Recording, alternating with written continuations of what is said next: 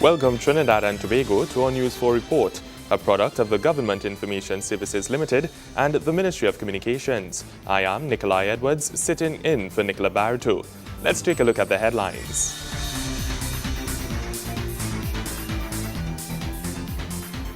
The Prime Minister pays tribute to the late Arthur Napoleon Raymond Robinson in Parliament and refers to him as an author of a new frontier in Trinidad and Tobago politics. Tobago to benefit from a new inter-island cargo vessel to ease the backlog of cargo to and from the sister isle. And Finance Minister issues a call for the G24 group of countries to take a leadership role in the 2014 annual spring meetings of the IMF and the World Bank. Thank you for joining us. Top of the news. While a state funeral will be held for former Prime Minister and former President Arthur Napoleon Raymond Robinson, Prime Minister Kamla Persad-Bissessar gave her tribute to the man that defended our nation's democracy in the Lower House on Friday. The Prime Minister described him as having authored a new frontier in our nation. Prime Minister Kamla Persad-Bissessar gave her tribute to the late former Prime Minister and President A.N.R. Robinson in the Lower House on Friday. In her tribute, the PM described him as authoring a new frontier in Trinidad and Tobago politics. She recalled his contribution to changing the course of this nation's political and economic path when he took the helm as Prime Minister in 1981 under a coalition government. Mr. Robinson was appointed Prime Minister and a lead figure in one of our nation's most difficult periods of economic reform, political change and social upheavals. As Prime Minister, Mr. Robinson faced some of the most intense challenges in our nation's history, but he bravely took the tough decisions required at that time. We all, I think, may remember those years. The NR government inherited an economy that was in an advanced stage of decline. A deep recession was setting in. Revenue was falling. The nation's finances were depleted. The times were hard and called for hard decisions. And it was Mr. Robinson, supported by people like Selby Wilson, and our own Minister of Foreign Affairs, Winston Duguran, who dug their heels in and did what they had to do. However, it's his famous words during the period where this country's democracy was under attack. Prime Minister Persad-Bissessar says he will be most remembered for and his courage to defend his country. We all remember now about his courageous command to the armed forces, and I quote, to attack with full force. Here it is, a Prime Minister of a proud and free republic was being held hostage. Our people and our way of life were under siege. Insurgents took aim at his head, and yet he defied orders to tell the armed forces to stand down. To Mr. Robinson, the members of his government, and the members of Parliament who endured this very horrific experience, the lives and freedoms of the people of Trinidad and Tobago were far too important. And if it meant surrendering their lives to save our country, they were willing so to do.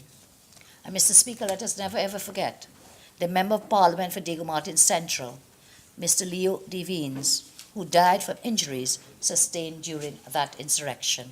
In her recollection of some of his decisive moments in his career as President, the Prime Minister urged fellow politicians to be cognizant of their duty to nation and as holders of seats.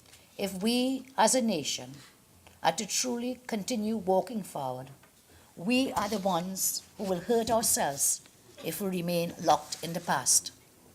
And for anyone who still holds to the pain of the past, I ask respectfully that we allow our old wounds to heal, consider what we have been able to learn, and then allow ourselves to grow.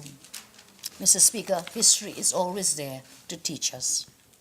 Each of us in this Honourable House, and those members like Mr. Robinson who came before us, hold a rare and privileged place where we not only become part of history, but also become the authors of history. When we realize that our actions today will create the future, it becomes our duty to rise above that which pains us personally and do what is best for our country. Prime Minister Persad-Bissessar also noted that a number of heads of states and other international dignitaries will be coming to Trinidad and Tobago for the funeral. She assured that all of this has been considered while respecting the wishes of the Robinson family. Kimberam Kalawan, News 4. Contractors who are owed payments by the Community Improvement Services Limited are being assured that everything is being done to ensure they receive their outstanding funds. This assurance comes as the state-run entity appears before the Parliament's Joint Select Committee. The Community Improvement Services Limited, or CISL, was established 11 years ago to enhance and improve the quality of life within communities by responding to the needs of communities through the expeditious development of infrastructure and services. Officials from the state-owned company recently appeared before the Joint Select Committee, and Chief Executive Officer of the company, Mr. Rais Patel, is highlighting the functions of the organization. Since inception, CISL, we've completed 350 projects. The majority happened within the past, from 2012 to present, where we executed 266 projects. Some of our major projects would include the Sawa Market, which is completed, the disabilities, the National Center for Persons with Disabilities. We have a bridges program where we did 7 bridges, four of which are currently ongoing, a pavilions program and a road paving program, which we have completed, and that is 240 roads. The CISL works in 5 regional corporations, including the San Juan Laventil, Diego Martin, and Tunapuna Piarco regional corporations, the Arima Borough Corporation, and the Port of Spain City Corporation. Mr. Patel assures contractors who may be owed payments for work done that everything is being done to ensure they receive their remuneration as soon as possible. We don't know exactly where the bottleneck is, whether it be at Ministry of Local Government or Ministry of Finance, but we have been following up. As a matter of fact, over the past couple of months, we write each of the ministries every week, from Minister, PS, all the divisions involved, which would be like the planning and engineering units, to inform them of these outstanding payments. And we also ask for an update. Meanwhile, the CEO is praising staff at the organization for the increase in efficiency and productivity, which he says has yielded obvious results over the last 2 years. We quickly scoped these projects. We were in constant communication with local government. So as the projects were received from the corporations, they were quickly scoped. We developed cost-effective and viable options immediately. Right. Further to which we tendered and awarded with the approval of the ministry. Other factors for the successful implementation were the dedication of the CISL staff. We had staff working night, day, weekends. We had implemented effective project management systems, coupled with the use of consultants in the development of designs and the assistance with the construction management, as well as the testing on site. Officials from the company explained the increased results over the past 2 years have also come from an increase in the variety of projects undertaken by the company. The company has now widened its scope to include a greater number of short road paving projects within the past 2 years. Gregory McBurney, News 4. The Honorable Larry Hawaii, Minister of Finance and the Economy, issued a call for the G24 group of countries to take a leadership role in formulating an appropriate mechanism to facilitate restructuring of sovereign debt. The minister made the appeal at the annual spring meetings of the International Monetary Fund and the World Bank Group in Washington, D.C. last Friday. He also called for the establishment of a special fund on concessional terms to assist with natural disasters. At the meeting of the G20 countries, of which Trinidad and Tobago is a member, the Honorable Larry Hawaii, Minister of Finance and the Economy, in his capacity as member of the Board of Governors of the International Monetary Fund, IMF, made a statement on the need for special consideration to be given to the needs of small island Caribbean states.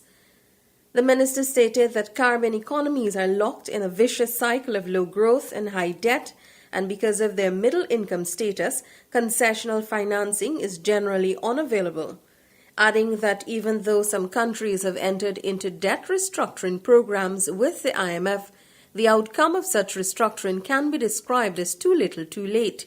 He said, quote, "Given the limited progress in advancing a comprehensive debt workout framework, we are calling on the G24 as the representative body for emerging markets and developing economies to take a leadership role in formulating an appropriate mechanism to facilitate an orderly and predictable restructuring of sovereign debt."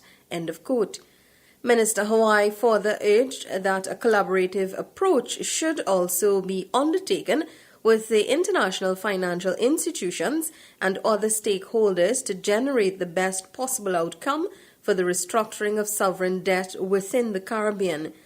He highlighted the risk and setbacks on economic development faced by EMDCs and LDCs as a result of disasters both anthropogenic and natural, while noting that greater financial assistance is available from development partners for mitigation of climate change than for disaster risk management. The minister also called for the establishment of a special fund on concessional terms to assist with natural disasters. He stated that the establishment of such a fund would be a welcomed initiative by the Caribbean region. Felicia Wilson, Mon News 4. More news after the break. Stay with us. Welcome back. Transport Minister Stephen Cadiz announced that government has been able to lease a new inter-island ferry, MV Superfast Galicia. In making this announcement, Minister Cadiz said the Galicia is expected to arrive in the country over the Easter weekend, in time for the Tobago Jazz Festival, which takes place from April 19th to 27th. Stating the vessel is 11 years old and moves at a speed of 22 knots, which is double the speed of the Warrior Spirit, Minister of Transport Stephen Cadiz said the Galicia is 160 meters long and this will require minor modifications which will be done at the ferry terminal at Port of Spain. He added there would be further ancillary costs but did not quantify what those were. The Cabinet today approved the leasing of a new vessel for the Tobago freight run. As you know, in December of last year, the first week of December of last year, the Warrior Spirit lost an engine, and for 4.5 months the owners of the vessel have been unable to repair the engine, and therefore that has created major problems with us in moving freight to and from Tobago. Expressing confidence that this vessel will significantly improve the movement of persons and freight between Trinidad and Tobago, Minister Cadiz declared it is for the good of Tobago. The new vessel will be in here over the Easter weekend in time for, we were hoping to get it in time for Easter, but it will be here over the Easter weekend and will definitely be on the route in time for the Jazz Festival in Tobago. Listing the vessel's features, the minister said it has restrooms for disabled persons and medical facilities. He says this vessel even has a prison cell which will work in favor of the relevant ministry transporting prisoners between the two islands. This vessel will be able to take all the freight to Tobago. Right now the freight is split. We have the Warrior Spirit taking some freight. Trinidad Cement, for instance, has major problems in moving cement to Tobago. They actually have to lease a separate vessel. This vessel will be able to adequately take all the freight, including freight from Trinidad Cement. Therefore, there will be the issue of shortages of cement in Tobago will no longer be the case. The minister reminded reporters that the Warrior Spirit had been operating on the domestic sea bridge with only one engine in excess of 4 months. Besides being a larger vessel, newer vessel with more facilities, we're actually going to be able to lease this vessel for $10 million TT less on an annual basis, based on the bids that were received. So all in all, this is a far better deal for Tobago, and we will be able to guarantee the freight service to and from Tobago. Noting that the Warrior Spirit is a 32-year-old vessel and was 24 years old when it was first leased in 2004, Minister Cadiz said government has decided it has good cause to secure a new vessel as the owners are unable to repair the damaged engine. The government is seeking to widen the number of specialist medical university graduates worldwide who would be allowed to practice in Trinidad and Tobago. This as Minister of Health, Dr. the Honorable Fuad Khan, announced there are plans to have health centers open on a 24-hour basis. Speaking at a recent post-cabinet media briefing, Health Minister Dr. Fuad Khan says the country is lacking numerous specialist doctors. Dr. Khan says this is why an amendment has been proposed to the Medical Board Act to allow medical specialist graduates from a wider range of medical schools to practice in Trinidad and Tobago. The Ministry of Health has asked Cabinet to increase the schedules of medical schools where doctors can be registered by the Medical Board of Trinidad and Tobago in order to provide assistance to the shortage of medical doctors. And I've called out both of them, the Education Commission for Foreign Medical Graduates, as well as the World Directory of Medical Schools, and those schools that are just accredited by the Accreditation Council of Trinidad and Tobago. The minister says this shortage is even more apparent amid plans to have health centers become 24-hour institutions. The Ministry of Health has embarked upon a primary healthcare initiative and also the attraction of many specialists to our country where there exists a shortage of specialists. I can indicate that one, primary healthcare practitioners, where we are desirous of opening the health offices 24 hours to provide services for our citizens of Trinidad and Tobago. It's starting to become a tall order to get practitioners to fill those areas.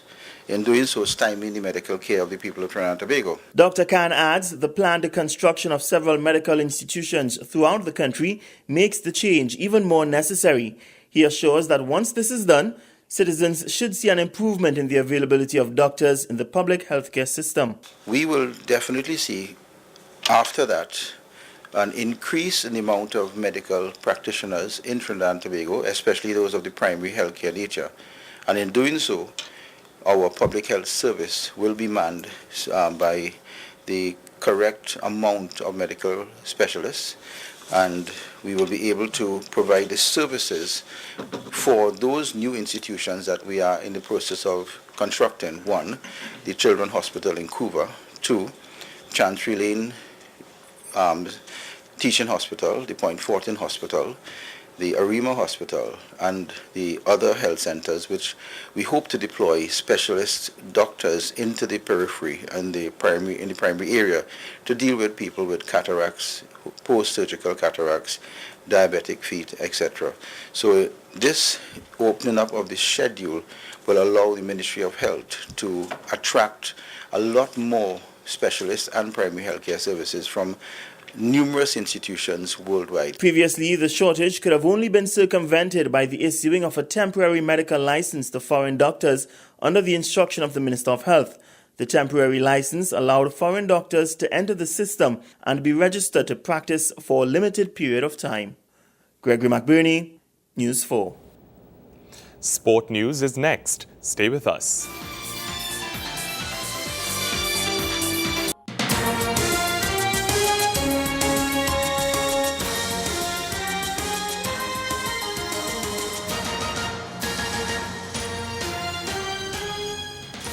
The Defence Force still has a mathematical chance of catching runaway leaders W Connection and successfully defending their TT Pro League title.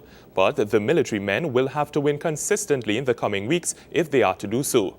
They kept on track Sunday evening with a hard-fought win over Police FC.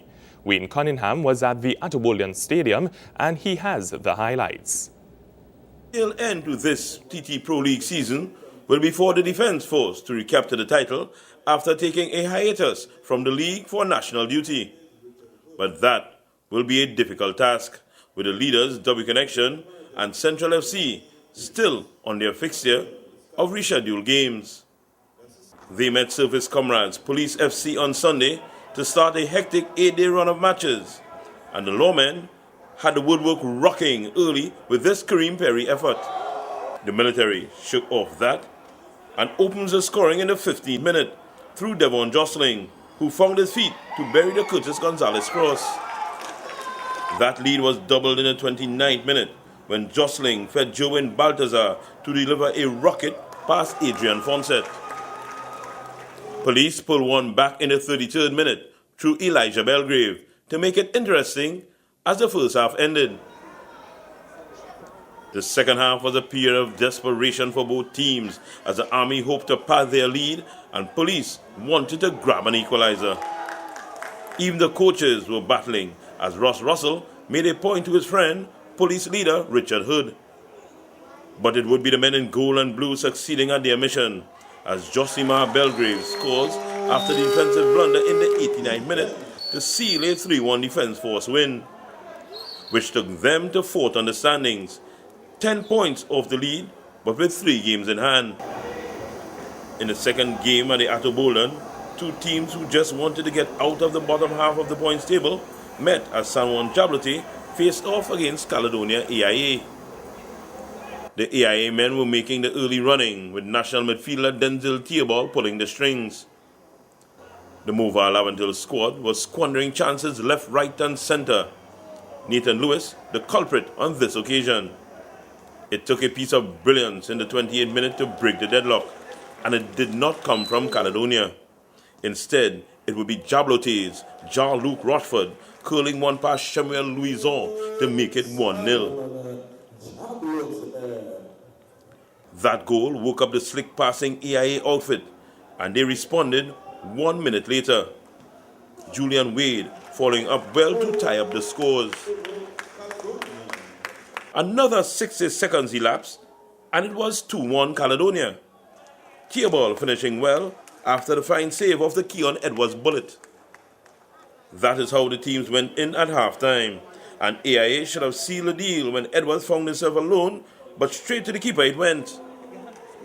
Young Julian Wade showed his teammate how it's done in the 90th minute, as he readjusted his body well to meet the Nathan Lewis cross and make it 3-1.